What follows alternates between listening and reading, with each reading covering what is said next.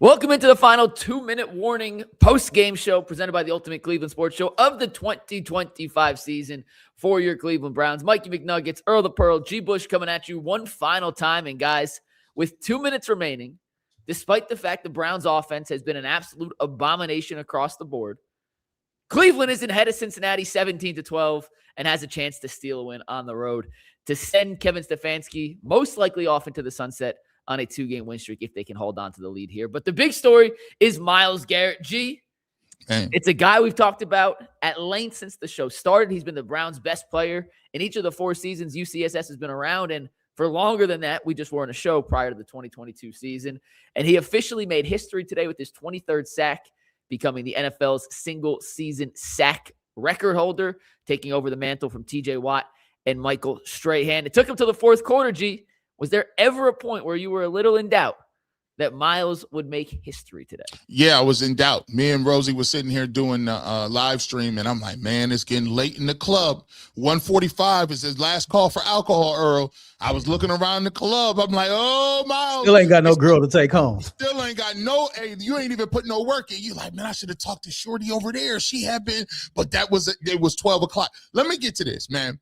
First and foremost, as a Cleveland Browns fan, I am so happy because we may not have a lot to cheer for, and we do a lot of complaining, and we do a lot of crucifying and killing people for stuff.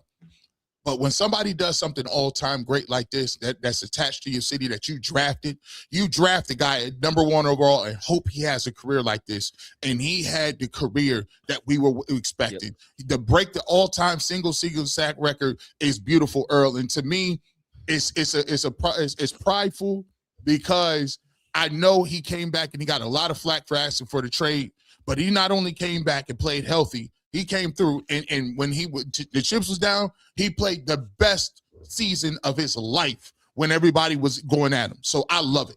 Yeah, Myles answered the call. You know, I go back to the offseason and when we was going through the offseason program, and Jim Schwartz said he was expecting way more out of Myles than what he got last year. And we all thought last year was a dominant year for Myles.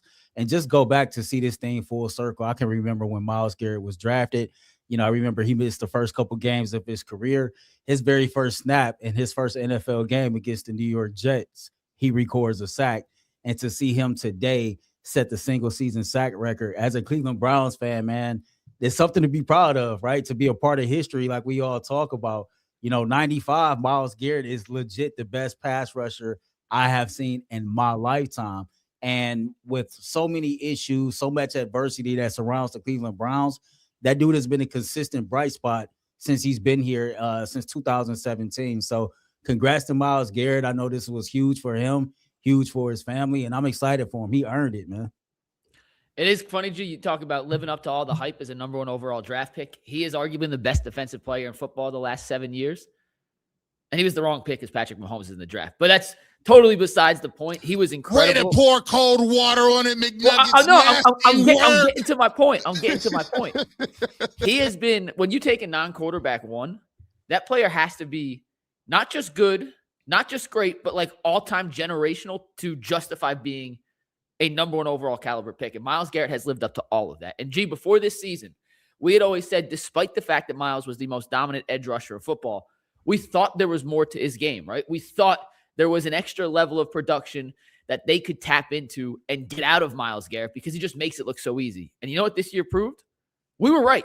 As good as Myles was when he won DPOY, as good as Myles was last season, there was more to Myles Garrett. And this year, he put it all together.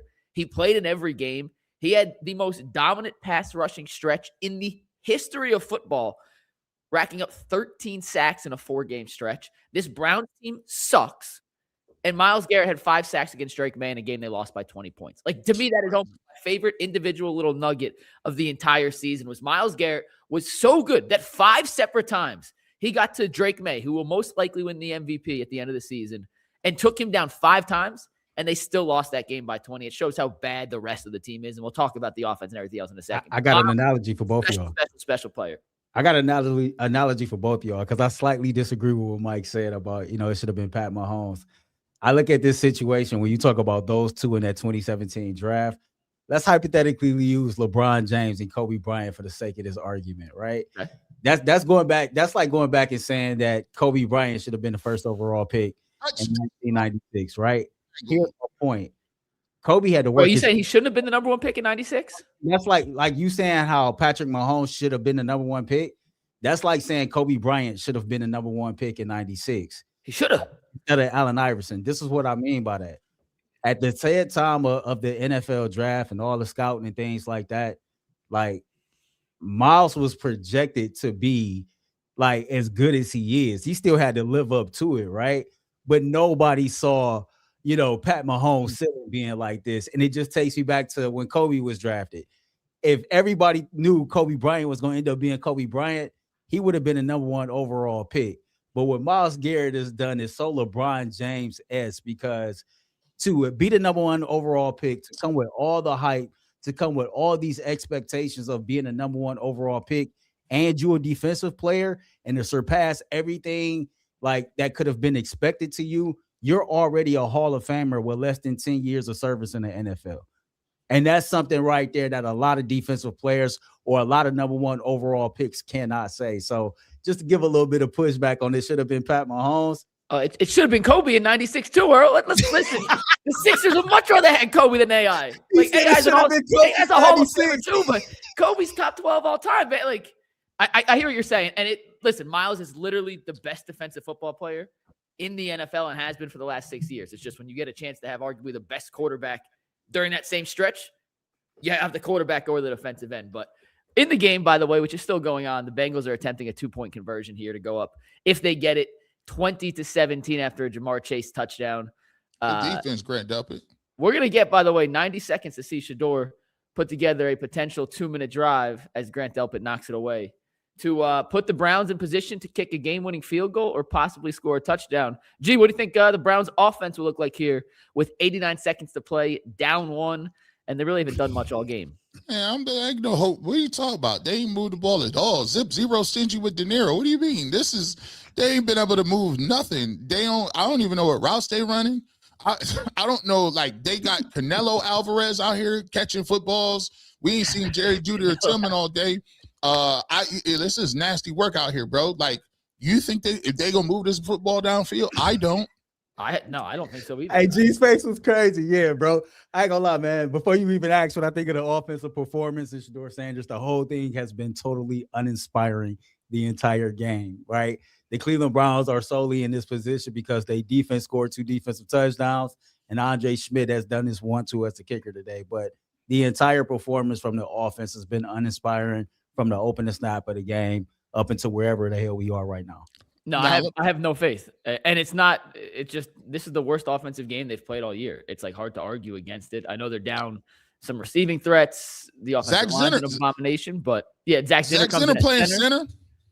I mean, it's a cluster, G. It's an absolute cluster. You know what? It's the one where we can't say on here, but y'all know what I'm trying to say. The best run game is a reverse with Malachi Corley. Like, Malachi Corley reverse is our run game. Like, it's now. By the way, another game, another box score that shows Shedeur Sanders is the Cleveland Browns leading rusher. So, how many yards? 26. It can't be 26. And by the way, if he do go down here, I mean, I'll give him credit, bro. I mean, this is, there's game-winning drive's a game-winning drive, regardless. Yeah, I'm gonna give him credit. When you do it, it is what it is. I think you're a little ahead of us, G. So if you see something, feel free to call it out so we know what to watch for. But it has been an uninspiring, that's the right word to describe it. And it's an incomplete pass on first down. We'll talk about Stefanski's future. We'll talk about the whole Shedeur impact and his performance today once the game actually concludes. But I just can't believe the Browns. It's 3:46. There's a minute left in the game, and the Browns are somehow in a position to go down and win this thing. Despite, do they have 60 yards of total offense this whole game? Like, do they have triple digits? I got 111 rushing yards as a team. 78 passing yards. Yeah. And their leading rusher is Shedeur with 26. Yeah. But Cincinnati has receiving yards. Hold on. Yeah, they got 111 rushing yards. Yeah.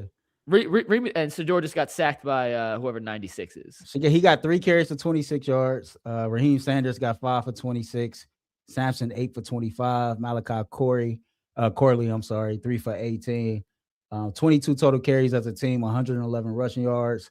compared to 25 carries and 142 rushing yards by the Bengals. Shedeur, nice little out route there to Isaiah Bond making his first catch of the game to move the chains. That's a nice throw. Step up in the pocket. He hasn't had many opportunities to deliver the ball downfield today.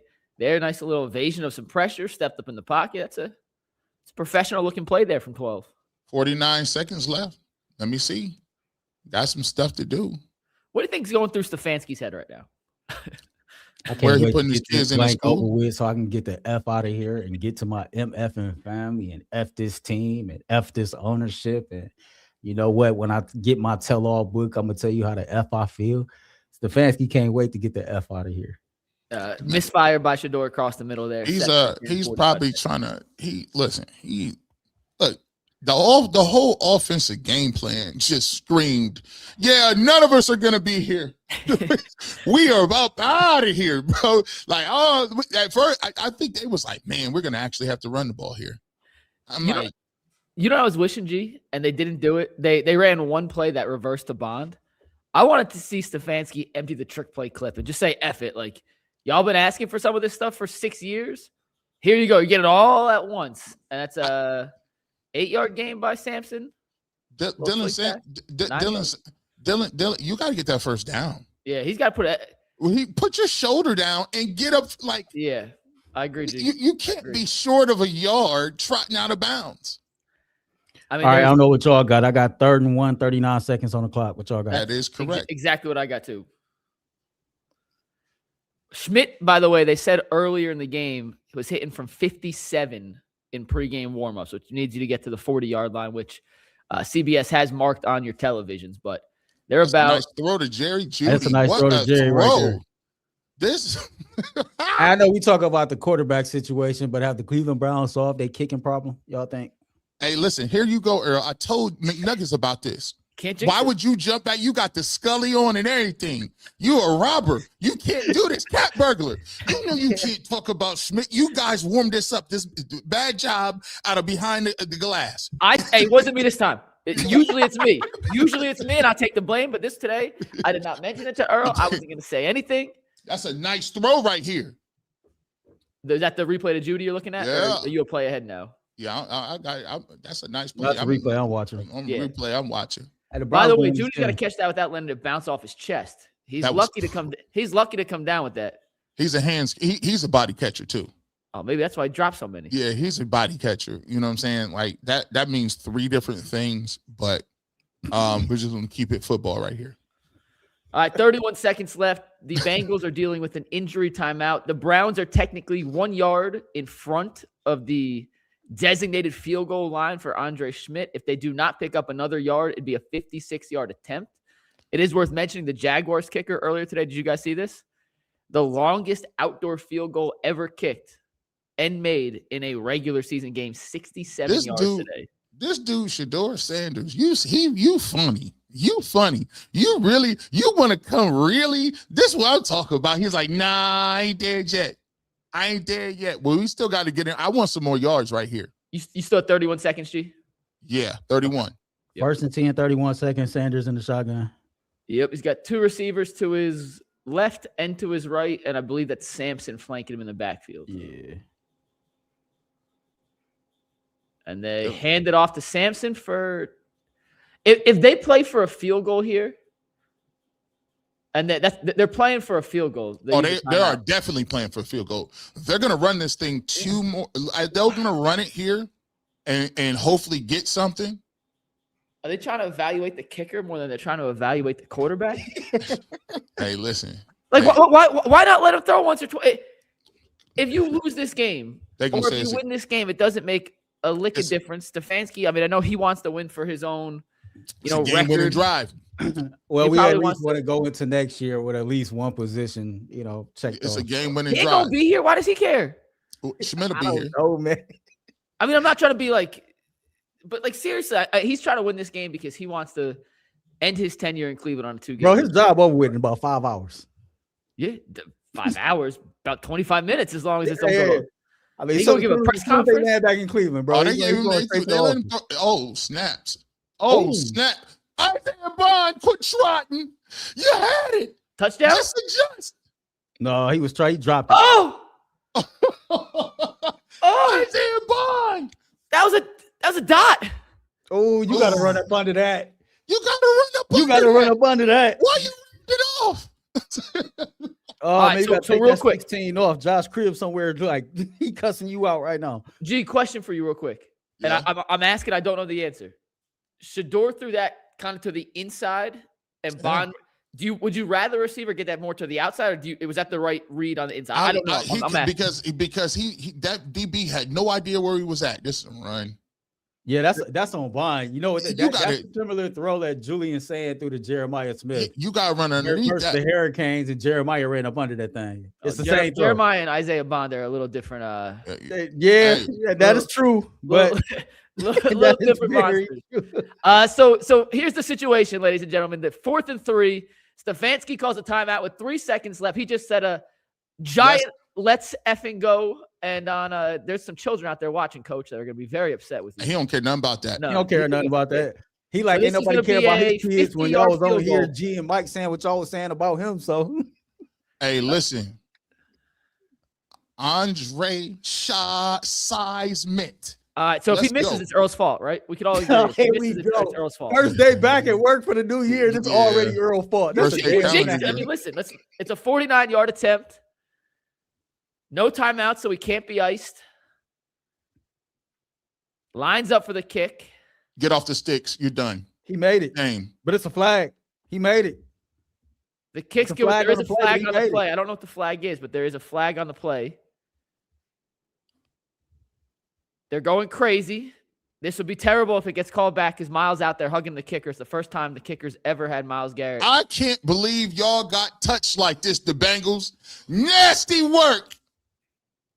What are we talking about? G, guess who picked the Browns to win this week? You. And you. Yeah, me. And Dustin. It is. And Dustin. That is the game, by the way. The Browns have beaten the Bengals 20-17. These dudes are sucking MCs. How do you lose this game? Shout out. Hey, listen, Shedeur. Hey, listen, bro. Yeah, get your game-winning drive off then, big dog. We said we had no confidence in you, but then you just drove the ball down the field. Hey, listen, 2 rookies got it done again. Didn't they, Earl? Hey. We'll get it done. Hey. We'll get it done, man. It didn't look pretty. We'll get it done. Stefanski rolled out on top, too. It's a lot of cat salty. Listen, I can't be mad at none of this. Everything was positive. And if you want Stefanski up out of here, it looked pretty good. Right, hey man, we scored 2 defensive touchdowns, kicked 2 field goals, and won the game. The dude from the I believe it was the Locked On Bengals. I saw what's my man James Rapien. James Rapien. Your man's on there from the shout out to the Locked On Family Networks. He talking crazy. Y'all look like nasty work today. 20-18 to this squad. Well, you let Kevin Stefanski ride out on this one? Let me tell you this. I was talking to Bull this morning. You guys know Bull's a Bengals fan, and Bull was like, I just watched your prediction segment from Friday's show. Did you really pick the Browns to win? And I said, yeah, because I don't have any reason why. There's no logical reason to think the Browns are going to win today, which is why they're going to win. And Bull said they're going to lose by 25 points. Book it. Hey, Bull, hold the L, baby. Hold the L. You want to hold both the L's?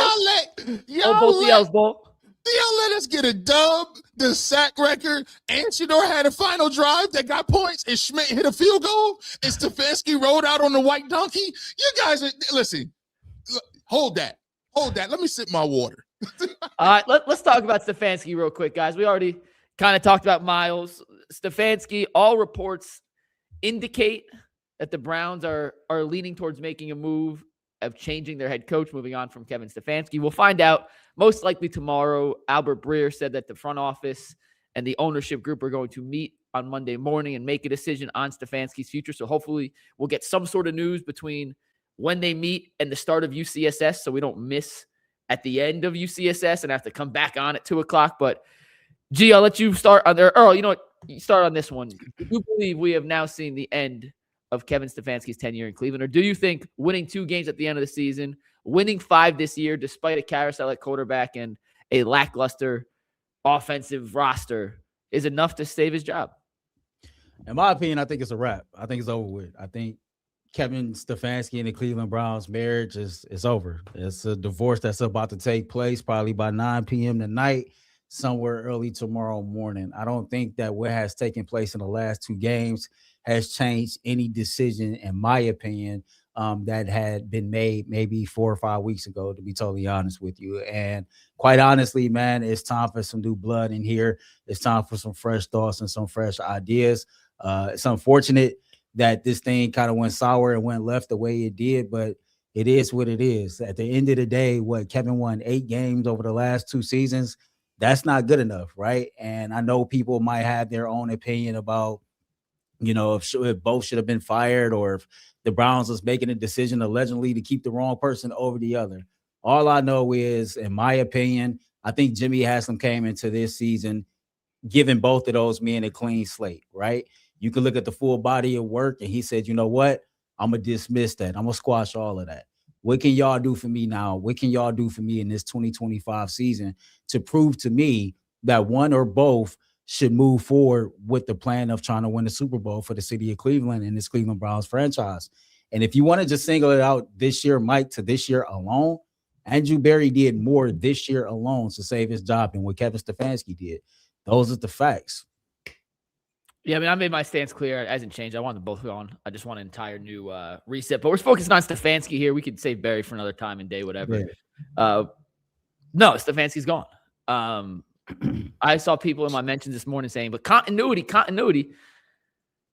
Gee, I don't mind to bring up bad memories, but you've had a couple previous marriages before you met the wonderful Rosie, correct? Oh, what you mean? Multiple. Are you happy you made the changes and got out of the first 3 marriages? Bro, I was in the refrigerator the other day and say, man, I was taking L's about 2 years ago at this time. Yeah, continuity only works if it's a good continuity. If it's a good one. Yeah, the Browns the last couple of years have been a bottom feeder in the NFL. They picked 2nd last year. They obviously traded back to the 5th pick, but they had the 2nd worst record in football.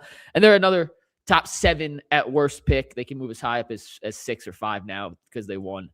So yeah, you pick in the top 7 in back-to-back years. That's not good enough to keep your job. I'm sorry. Your offense is still atrocious. I don't like a lot of the game plan. I don't like a lot of the offensive schemes. I understand the talent around him that he had to work with was subpar, but that's kind of the hand you get dealt in the NFL. Sports ain't fair. Life ain't fair. The head coaching situation is never fair. And he's had 6 years. 101 games as the Browns head coaches, guys. 101.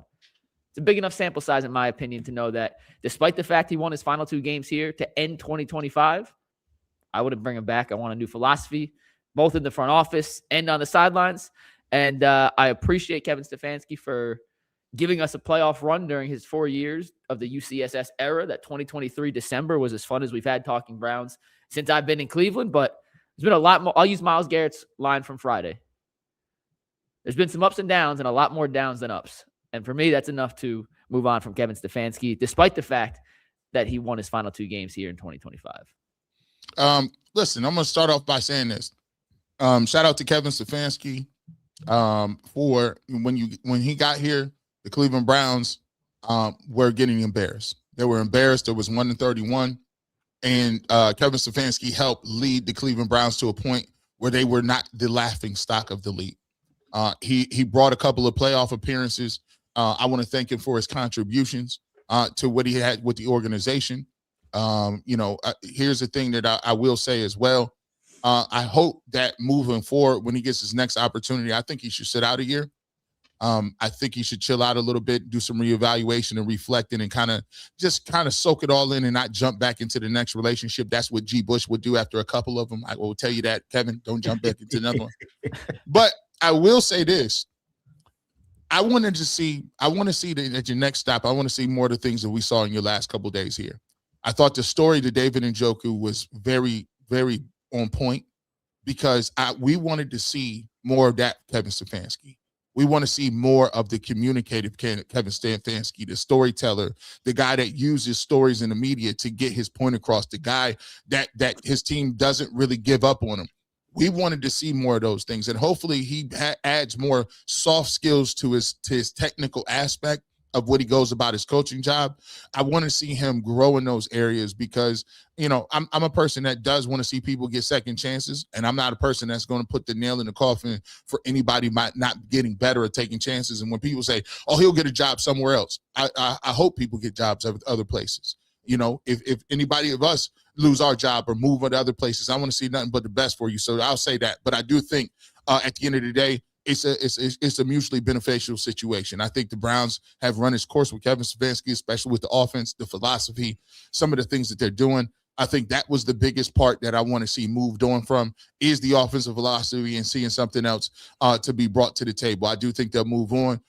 So I wish him nothing but the best of luck. And at the end of the day, I do hope he finds success at other places moving forward. So we all agree. Yeah, see, that's why we need different viewpoints on UCSS sometimes, because we all agree it's just a boring ass topic. It's a boring show. And I think so let's just talk about something we may not agree on. Let's get to our next topic. What do you guys think of Shedeur's performance today, Earl? His last 7 starts as a rookie, obviously led the game-winning drive, had 6 offensive points in the game, but what did you make of Shedeur? I mean, I already said at the beginning, I can't single it just down to Shedeur. Shedeur had the last drive that ultimately was the game-winning drive, but I thought overall the offensive performance was totally uninspiring. The offense didn't really do a damn thing for the majority of the game that contributed to the win.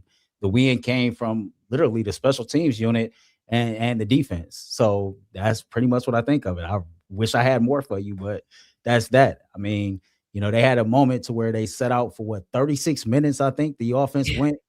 Between possessions, so it was kind of hard for them to catch a rhythm, but it was missing so many different playmakers. I think 9th or 10th different offensive line combination. It just seemed like, everybody knew this was the final game for whatever that was going on, and people was just out there playing ball, trying to get to the end of the 4th quarter. So outside of that, the whole offense was uninspiring to me. Yeah, the whole offense stunk. I thought Shedeur stunk until the last drive. Some of his processes in the first half, he got stripped on the sack, needs a little better ball security, had a couple should have been interceptions that were dropped. Did he throw an actual pick? No, right? No. Fumble lost, that was it. Fumble lost. It was good to see him rebound. Obviously been waiting to see Shedeur have a chance since that Rams preseason game to get in and lead a potential game-winning drive. I know he's had other opportunities, but we want to see as many of those as we can get. And I thought the fact that he showed some poise to be able to regroup and recompose himself for the second half. He was better in the second half. It wasn't good. I don't think you can say anyone on the offense was good. The offensive line stunk. The receiver stunk. He threw a nice pass to Sal Cannella. 87, I think that's who Cannella is. I know you called him Canelo Alvarez earlier. That was good because I forgot his actual name. But when you said that, I remembered it was Sal Cannella. Right. He got to catch that touchdown. I don't care if you're a practice squad player. If you're in the NFL and you are technically in a receiving position, it hits your hands on a deep pass like that, you got to haul it in. But uninspired by what Shedeur did. I thought it was a good game-winning drive to lead his team down there, but for the most part, I don't think the tape's going to be very favorable to him or anyone on that Browns offense. They scored 6 points against one of the worst defenses in football, and they couldn't run the ball, they couldn't pass the ball. Nothing. It was ugly all around. So what I did is I was doing on my channel, and I always tell people, listen, man, I did this notion that you can't say anything bad about Shedeur Sanders is wild work because I got a bunch of people who pull up to hear about Shedeur. I said, listen, got to have the ball security in the first half. You can't have the ball down by your side. There was a couple of throws he threw in the double coverage. It was a turnover-worthy throw. There was times where I looked like he didn't have his energy level. It looked for the first time that I saw him not have his energy was off a little bit. And let me just say this, all the energy was off. I think the first half they came out here, understand everybody was getting fired. Nobody wasn't coming back, and it was looking like it was crazy, and the Bengals looked like they wanted to get us up out of here. And then the defense said, no, we're not going to let you do that. We got a strip. We got the interception. Shout out to Devin Bush. Then we get the strip and then turnover. We take that back, and the defense holds Joe Burrow to basically nothing. In the middle quarters. But Myles Garrett gets the sack record. But let me just tell you about this, though. So before the game, there's no Njoku. There's no Harold Fan, and those guys are out. No Schlesinger. Shout out to Mason Graham. We'll get to him. He played. He had 2 nice plays back to back in the middle of the field. You didn't have your guys. You got Sal Cannella at receiver, and for the most of the part, everybody on the offense got a F. I didn't like the game plan. I didn't like the running. I didn't like none of it. But let me tell you what, I'll give him credit because I said I would do it before the drive started. For a person that's coming out here that don't got nothing to play for, and they could have rolled around and not did nothing that last drive. but he did exactly enough to get him. He had a nice throw to Bond, had a nice throw to Judy. They got him down there, and another rookie kicked the field goal. So I'm going to give him credit because those are the things we wanted to see. Jason Lloyd said, hey, you had an opportunity against the Buffalo Bills to get it down the field and to get points on the board. You didn't get it done. So now I'm going to use this, and I'm going to say, hey, he got it done, and he showed. I want to see he had probably, and people in my chat said this was one of the worst games they seen him play in the first half. But for you to play one of the worst games in the first half and to be able to blank it out, get the ball on the 20 and say, hey boys, let's go down the field. Let's win this football game. That I got to give you credit for that. And that shows me you have a little moxie. You got some sort of it. It was a bad game overall. But the thing we talking about is you end the season with 2 W's. I'll take it. Yeah, I don't disagree with any of that, right? And I know, Mike, man, you talk a lot about, wins, losses, and how important that is on the resume. This was an evaluation period for Shedeur Sanders these last 7 games.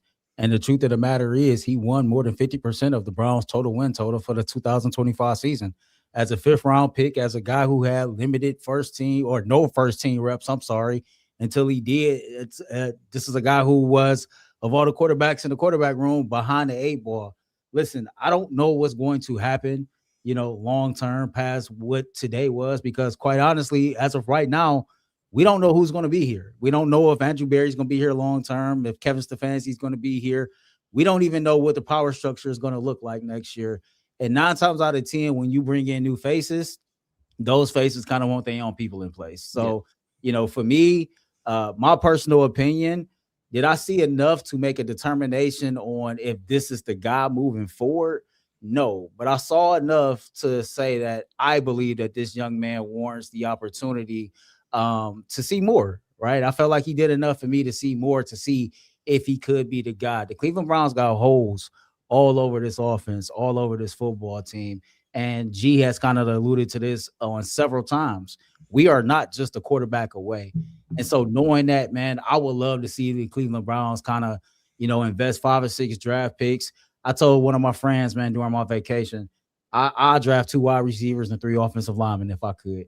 Go sign me another veteran tight end, maybe another veteran lineman. I don't know. And just take it from there and see what the case may be. But people are not going to like this, and we're going to talk about this a lot during this offseason. Don't be surprised if the quarterback room next year is the exact same quarterback room that you see right now. Shedeur Sanders, Dylan Gabriel, and Deshaun Watson. I know that's not something people want to hear, but that's a strong possibility right there. So, I think at least 26 evaluation. Let me tell you this: the 26, the 20. Look, to me, it wasn't 25. The evaluation for Shedeur Sanders, the true evaluation is when you get a new person, and Earl is totally correct. So the new person coming in here, he's going to evaluate and he's going to say, remember, I told y'all before, if you are the new coach, what do you get? You get the opportunity to pick your own quarterback, don't you? You get that. So in 26, Shedeur Sanders not only has to prove himself to the new offensive coordinator, the new head coach, he has to prove himself to the ownership, because in 27, ain't no way around it. If it ain't it, they get a quarterback in 27. It's G. Bush telling you that. Yeah. A, you're right. B, in the big picture with Shedeur, I don't think he's earned the right or showed enough to be QB1 next year by default, but he's certainly played well enough to have a chance to compete for that QB1 spot. And for all the people out there that want to see Shedeur have a chance to compete for a starting job from the get-go in the NFL, is there going to be a more wide-open quarterback battle, assuming the Browns don't trade up and draft a quarterback, than whatever Cleveland's going to have next year, whether it's between Deshaun Watson, Shedeur, Dylan Gabriel again, or they get some sort of mid-tier veteran, Mac Jones, for example. It's going to be, hopefully, and I don't want to say an open competition because we use that word, or Kevin Stefanski used that word this summer, and we know there was nothing real about the competition Kevin Stefanski held between the quarterbacks this time around. But if a new coach comes in, G, to your point, and to Earl's point, they're going to have to make their own evaluations of these guys. There's no preconceived notions of what a guy can and can't do, because Kevin Stefanski was around some of these guys previously. And this new coach, whoever it is, assuming the Browns make the change, will be coming in and getting their first up close and personal look at all those guys, unless it's Bill O'Brien or somebody who's worked with Deshaun Watson before. But this might be and actually, I don't even think might. This probably is Cleveland, despite the fact that they haven't had a quarterback in 50 years, it feels like the best chance for Shedeur to carve away and play into a starting role next year. Believe it or not. I don't think he's earned the default QB1 next year, but I do think he's played well enough and shown enough to at least be in the conversation to compete for it. I'm excited because I frankly think that this offense is bad. I think the receivers are bad. I think the offensive line is bad. I think you don't have weapons. I don't like the system. I do not like the philosophy. And I want a dude at coordinator. Give me an innovator. Give me somebody who got something. And here's the crazy thing about it.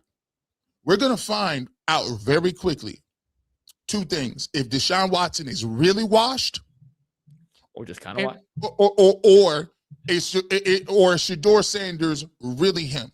Because you're going to get one or, hey, Earl, you're going to get one or the other. Because let me tell you something. Deal with it, folks. They're going to be in that backfield next year. Let me tell you that right now.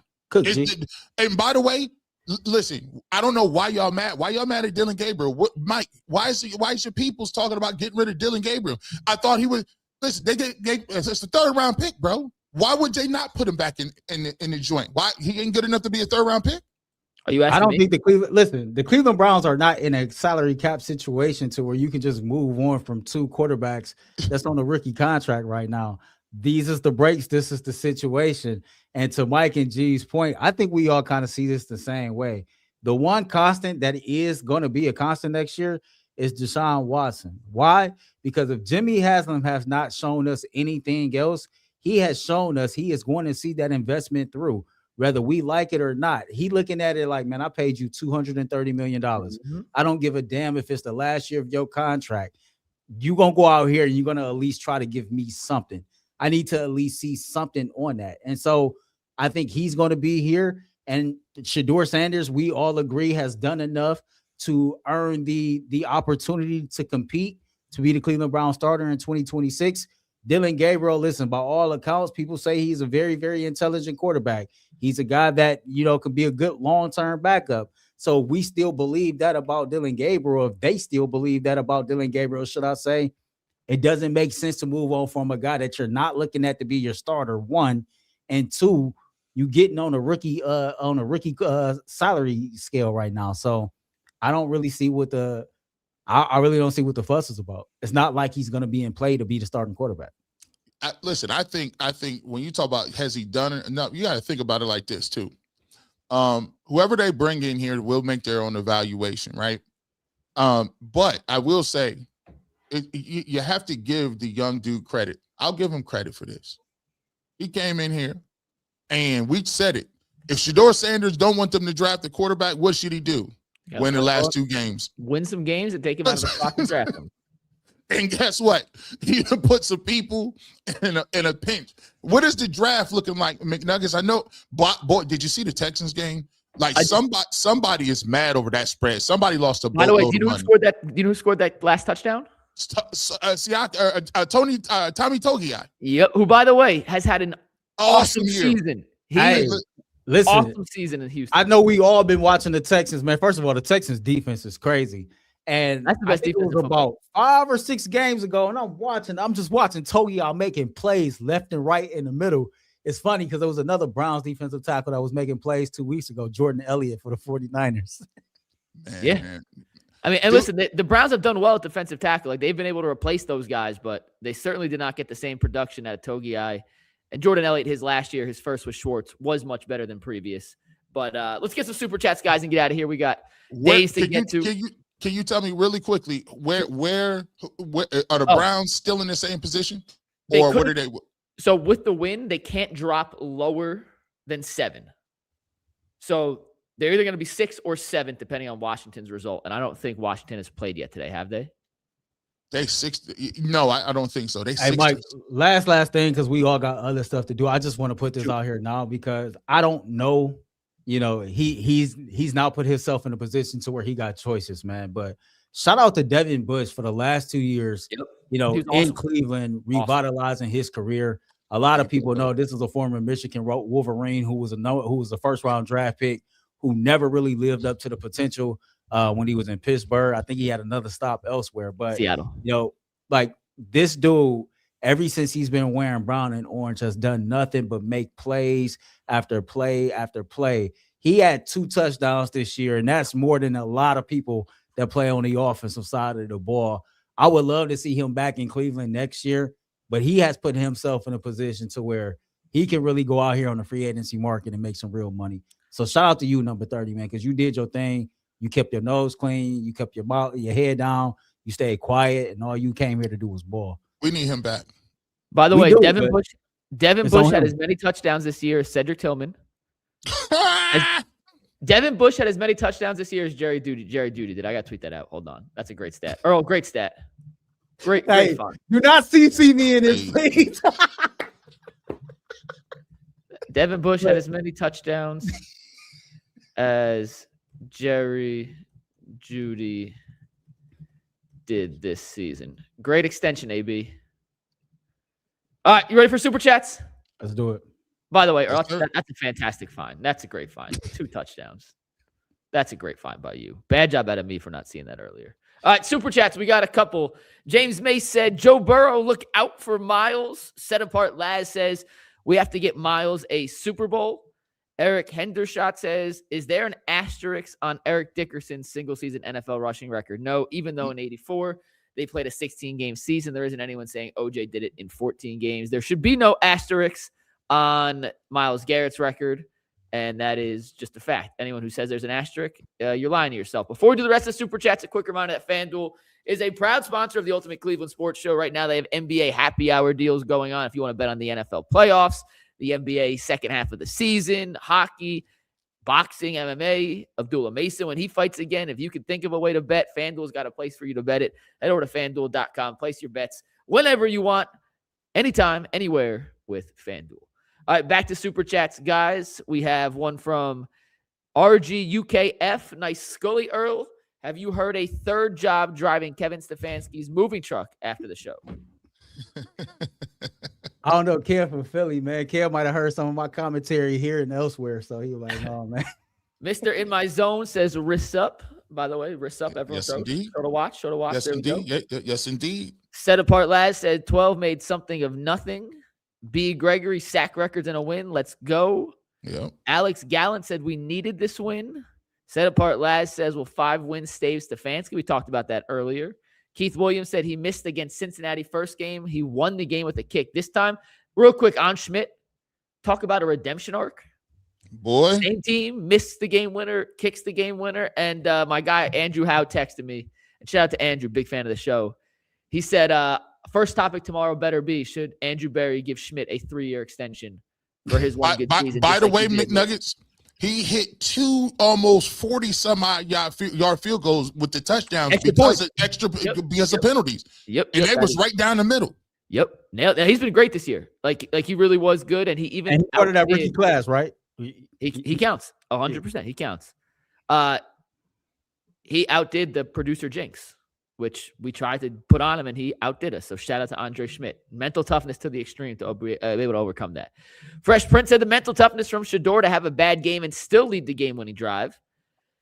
IB4 Sports said, who's the next head coach?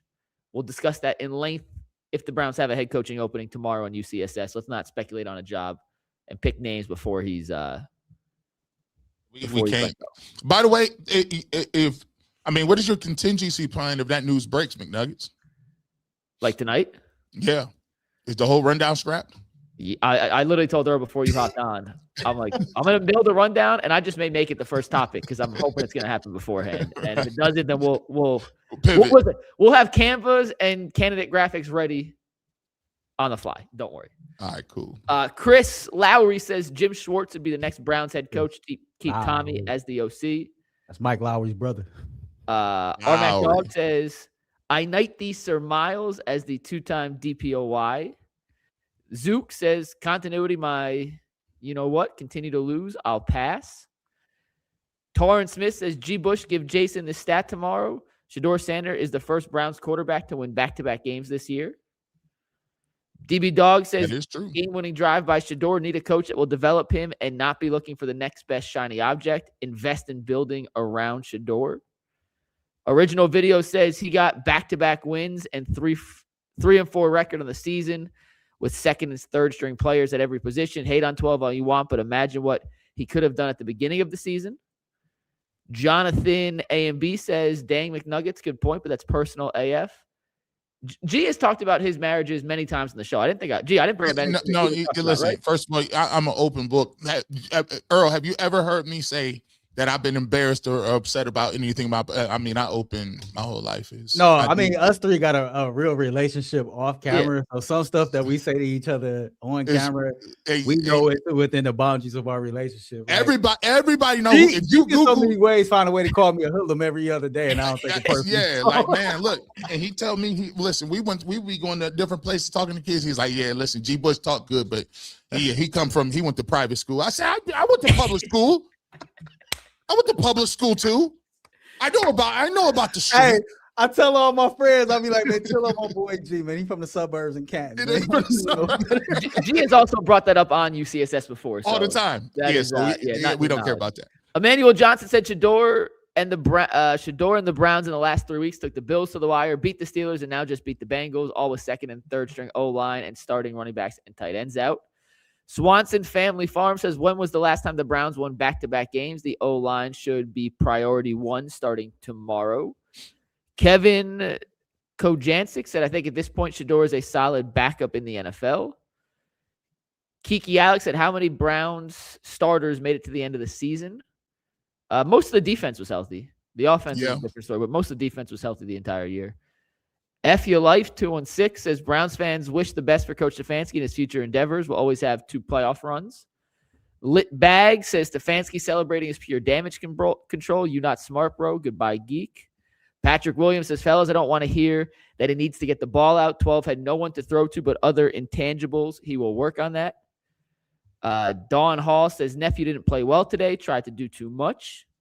Andy WWE Brown says beat Rodgers that needed to win and beat Joe who wanted to win. Hashtag legendary. Lamb PS said they said you win and lose with the quarterback. Alex Gallant says rookies A, Shedeur C, Judy C, team A, defense A. Tyler Young said, can we be honest and take the capes off? Bill Rodewalt says we had 2 starters in offense from GM1 today, both Shedeur and Stefanski. Credit for the win. Swanson Family Farm says 12 didn't practice until he started. DB Dog says if they bring back Njoku, he think he should consider dropping his weight. This season was the heaviest he played at, and it showed. He was crazy slow. Renee says, so Dylan won 1 game, Flacco won 1, and Shedeur won 3. Jab says the offense had their missteps, like you alluded to. It's like a marriage at times. It's going to be 80-20. Other times it's going to be 20-80. The job got done. Chris Townsend said at least we got a kicker. Tez Squire says it sucks for 12. He had no one to throw out there, but so that made him look bad. He will be evaluated based on that hard reality, but these are the breaks. Mook _ said the Browns were 2 bad play calls away from having 7 wins. Lux or nothing. G, my guy, how long do you think it'll take to make a decision on the coach if and when we move on from Stefanski this week? 2-1 in the building. To me, I think that they've already, it's just about the making the official joint, but I think they've already kind of come to the conclusion that it is what it is. They started doing background work on a lot of candidates a couple weeks ago. That came out. Yeah. Torrance Smith says, what does EPA say about having the most W's with a worse supporting cast? I keep hearing Shedeur hasn't shown enough. Should have been the day 1 starter. Vonda says, can't wait for 12 to be named FQB. What's FQB? I think I'm hoping that's franchise QB. Franchise QB? And okay. I think that's y'all eating crow. So, sometimes like they try to paraphrase because, hey, look, Chris, we just got finished with Christmas and New Year's. Ain't nobody got $5 for a super chat. So like try to break it down in that $199 range. We got to put it in that joint. By the way, they did have a nice little drive at the end of the year. But I mean, G. Bush said, what do you think, McNuggets? He was like, what do you think the hope is of getting points? I said, bro, ain't nobody. Said no. We all said no. 0. We all said no. None. And he got sacked, I think, the first 2 plays. Yeah. And then, like, they just moved the ball downfield. I give him credit for it, bro. Listen, man, you got the win. Hey, listen, the season over, you got the win. You might get a new court. You might get a new a coach, a coordinator, and Myles Garrett got the sack record. I can't even hate. And by the way, JT, I know you was texting me. My friend down the Bengals, stop texting me during the games because you turn around and get L's like that. Y'all was looking nasty out there. What happened? All right. By the way, the Cavs down 110-107 with 7 seconds to go. A couple more super chats. Plain True says, Browns got 2 first-round picks, receiver and O-line. Full offseason with Sanders. Watch the Browns take off. The defense is elite.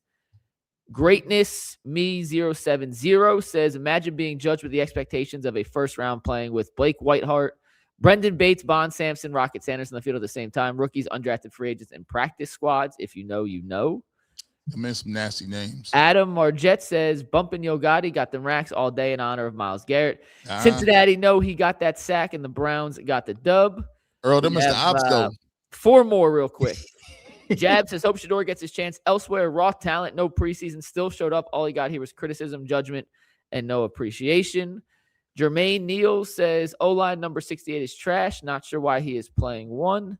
Back to the bully. A-Train says, please quantify tomorrow where on the depth chart the O-line players that played today. He had no time to throw. And last but not least, Greenlight Prince said, let Schwartz compete for the head coach, get a dog offensive coordinator from the Bears staff, new special teams coach, and a wide receiver and O-line. Only playoffs next season in a weak division. Those are your super chats. That is the Browns 2-minute warning post-game show finale for 2025. We'll be back next season. We appreciate a much y'all. more successful season. We appreciate you guys coming out. Everybody. The most successful post-game show in the history of the internet. This is it. The most successful post-game show in this history of the internet. And you guys are a big reason of it. Thank you so much for chilling with us with a 2-minute warning. We appreciate you year in and year out supporting us. We will be back next year, McNuggets, and we will do it at a bigger level. And y'all know how I roll, man. Y'all know the vibes. Be great. Spread love. Remember, being great come with a price. Spread love is priceless. I guess until next year. Peace. Peace.